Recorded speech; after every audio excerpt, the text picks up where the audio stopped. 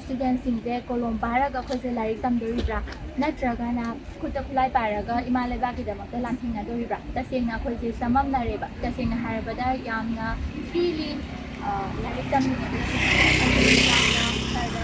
kana khajara me khota sengna laise freely tamne khonine sarna mana thuba matamda adu singdo phangandani haibire aduga akoina central force habiti AR che akoina manipitadi lakhokuna monda haibe mana battalion anti lakhokuna ana mana silakokna bana kanari na koi khajara khandire aduga koi misal command che topa haji topa mina Pairaga leidina adu akoina sarda CM Sharma samakna paibina ba haijarame CM Sharma sana asu mana paina ba honarage na hare aduga honana basu tawrina khula thajabadu makibire koi satra singna sumana peace rally chapa khotpa tawbusida state force ko central force ko satra singna jarga sapa khotpa tawse asije nungaje khote sidi haidi sidi lo injanga se aramde odona khante adu sara kana kanda hadire emana adu tawdina ba mana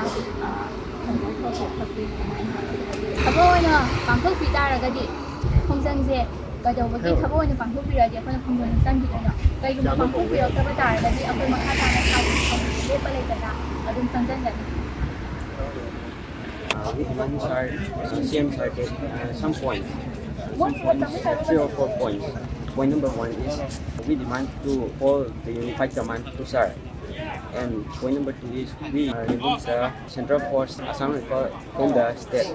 And point number 3 is we want to study peacefully without turning this situation into a war.